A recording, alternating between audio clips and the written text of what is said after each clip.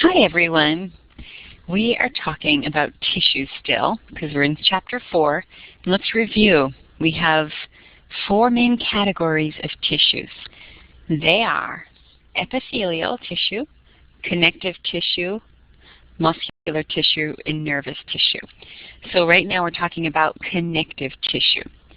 And believe it or not, in that umbilical cord of that baby is a special type of tissue. And we'll take a look at that next. So when we look at connective tissue, we want to think of 2 major classifications overall, and that's embryonic. That's what we see in the embryo. And then mature just means basically tissue you have when you're born and throughout the rest of your life. So embryonic connective tissue includes mesenchyme and mucous connective tissue. So mesenchyme, you still have some as an adult. It's around your blood vessels. Anyway, so mesenchyme is an embryonic tissue that gives rise to all the other connective tissues in the body. So this is a great example of differentiation that we talked about in Chapter 1, meaning mesenchyme is one kind of tissue that can differentiate into all the other types of connective tissue like bone or lymph or blood or loose, or dense. So that's what mesenchyme is. Mucous connective tissue, which is also called Wharton's jelly, is a jelly-like substance in the umbilical cord. And it's also a rich source of stem cells. So when we look at this picture here, think stem cells. So that means cells that can differentiate. So you'll learn in 142 that these cells from an umbilical cord of a consenting parent can be donated and used to help someone with a blood disorder. They could also be stored for that baby's use later on in life, although not very many people do that because it's very expensive still. All right, so those are embryonic connective tissues. So we want to focus on the mature connective tissues next, and we're going to look at, again, connective tissue proper, which includes loose and dense connective tissue, as well as cartilage, bone, and then liquid connective tissue. So those are the 5 matures. We're just going to talk about these 2 in this segment. So loose, the way this slide is, what they're trying to show you is that loose connective tissue includes areolar, adipose, and reticular. But right now they're talking about areolar, so it's in purple. The other 2 are grayed out, but we're leaving it here so that you remember all 3 types of loose connective tissue, so you don't lose track of the big picture. Like, what are we talking about again? We're talking about loose connective tissue, and there are 3 types. So areolar is a very widely distributed connective tissue in the body. So there's all different types of cells, and it has all 3 fiber types. So if you remember your fibers, they are collagen fibers, elastic fibers, and reticular fibers. So all 3 are present in areolar connective tissue. So it's used to attach skin and underlying tissues, and it also serves as a packing between glands, muscles, and nerves. So you have space between your muscles. For example, muscles have a certain formation, and you don't just have spaces in the body, really. So packed in between those different muscle or bundles of muscle would be areolar connective tissue, as well as fat tissue or adipose tissue. So that's our next type.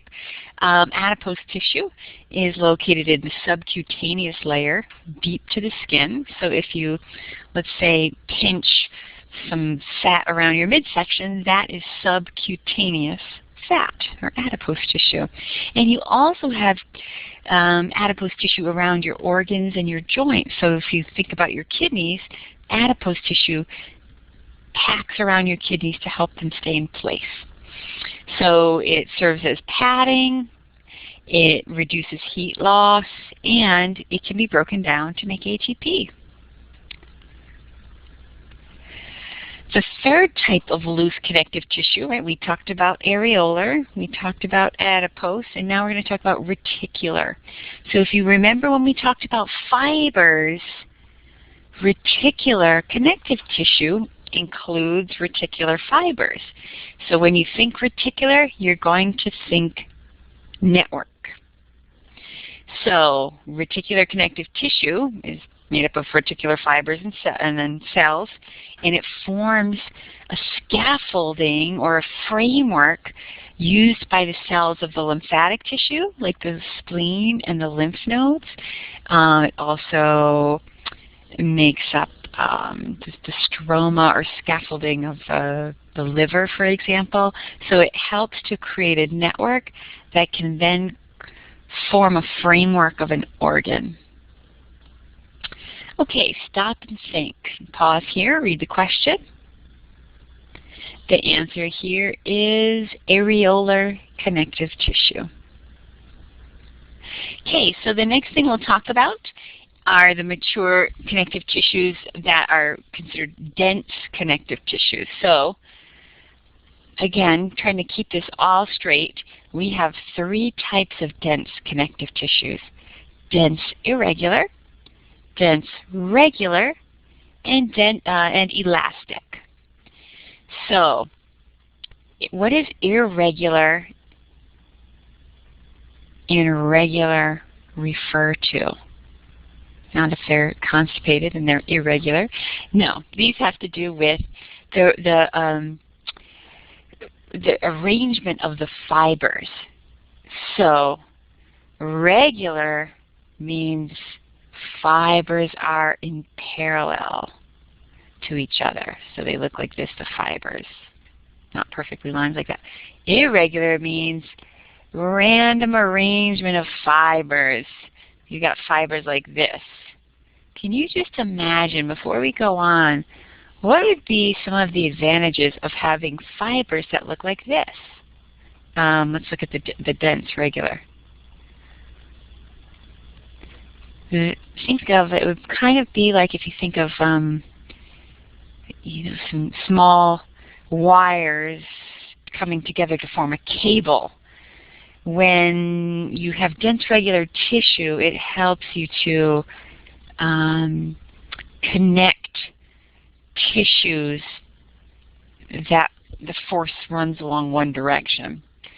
Dense irregular connective tissue is the random assortment of fibers, and that helps you have some strength when forces are pulling in many different directions, so that there's no like one direction that all the fibers are going in. That means all these fibers are contributing to strength in all different directions.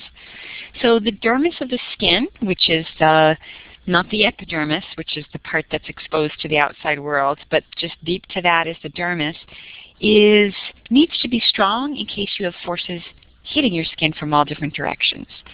The white of your eyeball, if you close your eyes and move your, like, where you would be looking out to the left, and you just touch on your eyelid and you feel how strong the white of your eyeball is, that is dense, irregular connective tissue. So what's dense regular connective tissue? It makes up tendons, ligaments, and other strong attachment points where you need strength along one axis. Like here, there's a very nice example of, looks like, say, the biceps brachii muscle.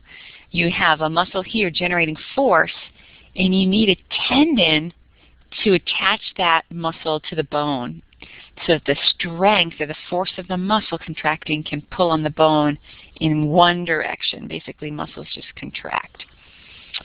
All right, so we did this when we talked about collagen, but try it again. Reach down and grab the big tendon that connects your heel bone to your calf muscle.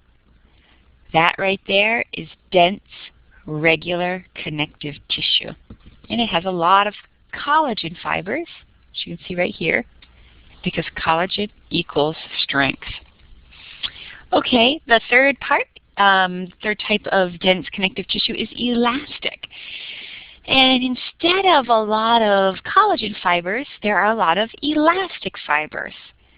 And that lends elasticity to the tissue. So if you can imagine, you know, a fair amount of blood being pumped out of the heart every second or so, that big volume of blood gets pumped up into an elastic artery like the aorta here.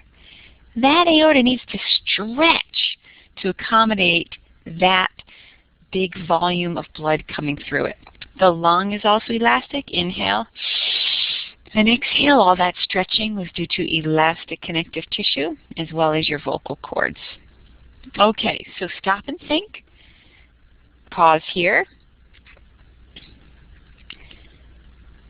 Which connective tissue is made up of randomly arranged collagen fibers, resisting force from many directions?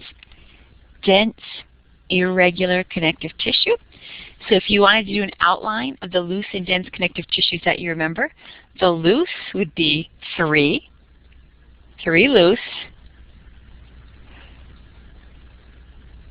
and 3 dense. So under the loose would be areolar, adipose, reticular. The 3 dense would be dense irregular, dense regular, and elastic.